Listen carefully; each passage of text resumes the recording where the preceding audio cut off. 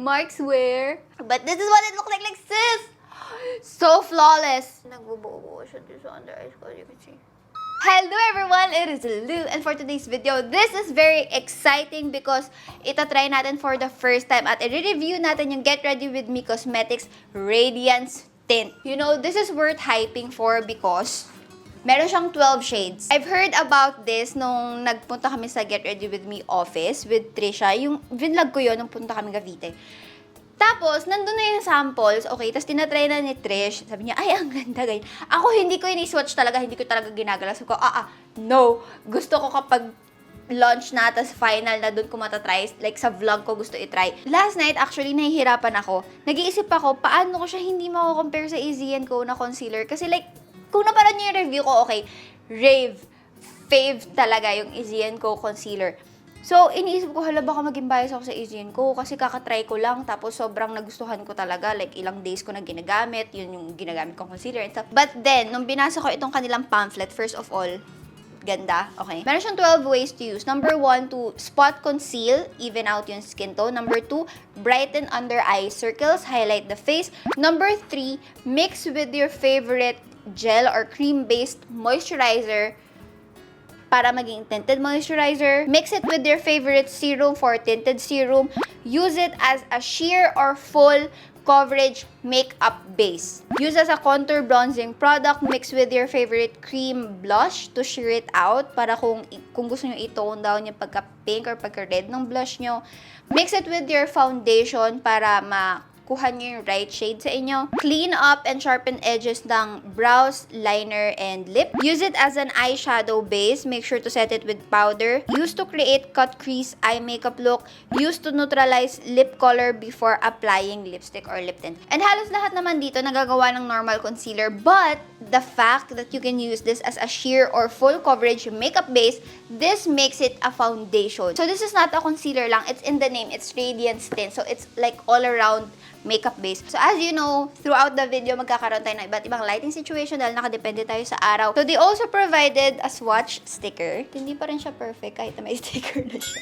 So we have all the shades here. Like, oh my gosh, first time ko mag-swatch ng ganito karaming shades. Fun swatching, as you can see, maganda yung coverage niya. Parang medium coverage na siya agad. And parang nag-oxidize din siya from the time na in-swatch ko siya. Medyo dark lang siya ng a little bit, but we will see that kapag nilagay ko na siya sa face ko. I forgot to show you what the box looks like. It looks like this. Ayan, Get Ready With Me. Meron tayong Radiance Tint. Ito yung parang drawing ng tube. Meron tayo dito sa likod how to use, ingredients, yung date opened, and actually, meron din silang kasamang stickers. Ito yung ilalagay mo dito sa mga tints na kung kailan mo sila inopen para ma-keep track mo kung expired na ba sila or hindi pa. Tapos nakalagay dito, creamy, buildable, blendable, long-wearing concealer, hyaluronic acid, ceramides, vitamin E, animal test-free, PETA-certified, vegan, yung social media Get Ready With Me Cosmetics, mga hashtags, and yeah. And nakalagay dito sa likod yung All About That Base. Ito pala yung pangalan niya, All About That Base Radiance Tint. We have the shade number here. Right now, yung shade number nila by 3s. So, 3, 6, 9, 12, 15, ganyan. So, kinuha ko yung 15 sand. Ang ganda nito! Ang ganda nito! Maputi. Okay, let's go a shade darker. Sis! Oh my gosh! 18 Sienna. This is a medium with peach undertone. Oh, I think this is it. So I'm gonna use a flat top brush for this side of my face, and we're gonna use this Vice Cosmetics puffy blender dito sa kabila. And for my skin pala, wala na ako masyadong bumps sa skin. All that you can see ay mga marks na lang, pero like my skin texture like medyo smooth na siya. Unahin ko siya dito sa marks ha. So, upon applying, as you can see, maganda yung coverage niya. Hindi siya sheer. Brush.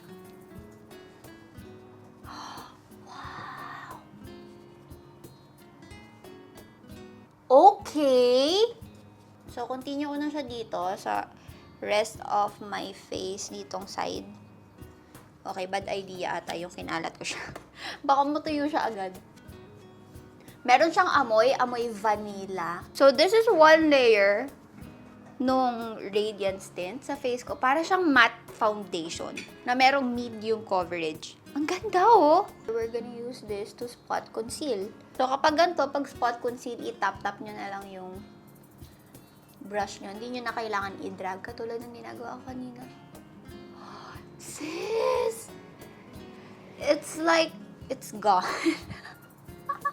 Marks Wear Foundation in a Tube. So, kinakabahan lang ako. Like, ano magiging itsura niya later? Baka mag-crease siya or baka mag-cake up siya sa face ko or baka sobrang maging oily ako. But this is what it looks like sis! So flawless! I love it! I love it. But hindi ko, personally I love the coverage, pero personally, yung formula niya, parang it's too matte for my skin. So, if I'm gonna use this again, baka i-mix ko siya with moisturizer or sunscreen. Like, sis, tira ba? Sis! Oh my gosh! A lighter one para sa aking under eye. Try natin yung kanina. Ano yung shade natin kanina? Yung Sand. 15 Sand. So, I'm gonna use my finger. So, I'm gonna use this also as eyeshadow base. Sobrang na-brighten yung eyes ko, like, sis. Sobrang smooth na. Sis! So, I'm gonna finish itong side ng face ko off-cam and I'm gonna be right back. Hindi pala pwedeng I'll be right back kasi sabi ko nga, itatry natin siya with a sponge. So, ayan, nilagay ko na siya sa skin ko. So, this one's better. Mas napupush yung product sa skin. So, be careful lang din kapag ilalagay nyo siya sa face nyo. Like, one part at a time lang. Kasi medyo mabilis siya mag-set. So, we're gonna apply it sa under eye ko. And this time, sponge ulit yung gagamitin ko. Hindi na yung fingers ko. This is what my face looks like ng isang layer ng Radiance Tint on my whole face. Ang ganda niya tingnan. Parang nag-foundation, sis. Ang ganda ng coverage niya. Like, I love it. Yun nga lang yung sa formula nga lang. Parang hindi ko siya love na parang semi-matte. Hindi siya full matte pala. Parang mga semi-matte. Kasi meron pa rin akong nakikita mga sheen. Feeling ko magiging cakey siya later. Kasi nagbubuo siya dito sa under eyes ko. You can see. Diba? But yun sa face, I love it. Lalagyan ko pa ng isa pang layer yung mga marks ko para totally mawala na sila. This is shade number 18, ha? Tanan! Wala na, sis. Wala na. Wale. So, this is what my under eye looks like right now. And this is what my face looks like. As you can see, ganda, sis! This is number 33 for my nose contour. Apply a little. Dahil pigmented siya, sis.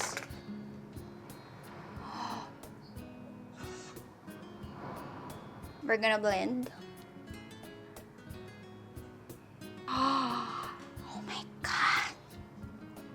That was so easy. I'm gonna apply dito sa gilid.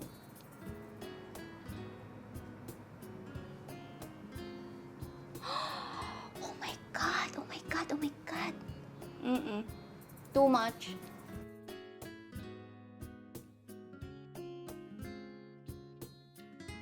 Sobrang pigmented niya, so like a little bit lang. As you can see, madali siyang nagbe-blend. Sobrang pigmented. Ganda ng skin ko. For setting my face, I'm gonna use the Detail Invisible setting powder. Ifo-focus ko siya sa under eye para hindi gumalaw ang ating under eye concealer.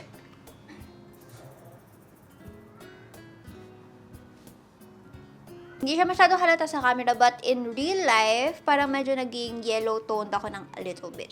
Pero hindi naman siya super bothering. Okay lang din naman. Yun lang, napansin ko lang. So, today,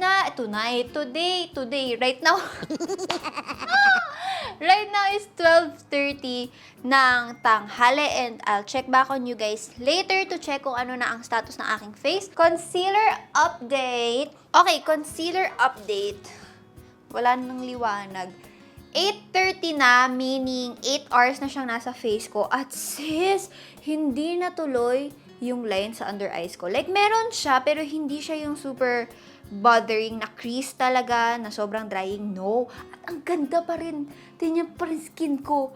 Ang flawless ng skin ko, sis. Basta hindi ko lang prefer yung formula niya since parang demi-matte to matte yung formula niya. And nung unang pagkakalagay ko sa face ko, oh wait, Gigi. O, dito na si Mami sa lapag. Throughout the day na nag-set siya sa face ko, ngayon, nakikita nyo na konti yung texture ko. But it's okay. Ang ganda pa rin ng finish niya sa skin ko. I love it. Do I recommend it? Yes. Guys, ang mura lang to, 349 pesos for that purpose. Sobrang dami niyang purpose. All around base, all about, anong pangalan? All about that base. Dapat ang pangalan nila, all around that base. Ang ganda, sis!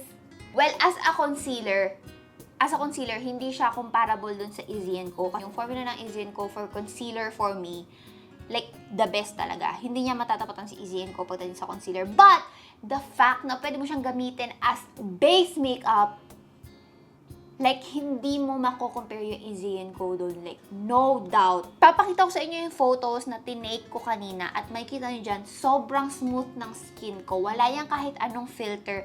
Naka-portrait mode pa yan sa iPhone. At kung alam niyo yung portrait mode sa iPhone, sobrang makikita dyan lahat ng hinanakit mo sa buhay. Once pa lang ako nag-set ulit ng face ko using the detail, siguro mga 2 hours after. Pero after that, nakatulog na ako at lahat. Nagawa ko na lahat ng dapat kong gawin at ang ganda pa rin niya. So, do I recommend it? Yes. Yes. Hindi ko na masyado nakikita yung bronzer. Like, sobrang konti na lang. Maybe because natulog nga ako. You know, natulog ako. So, thank you guys so much for watching my review. Again, links down below. And congratulations to May and to Get Ready With Me Cosmetics. This is another magandang product from you guys. Thank you so much for watching and I will see you on my next one. Bye!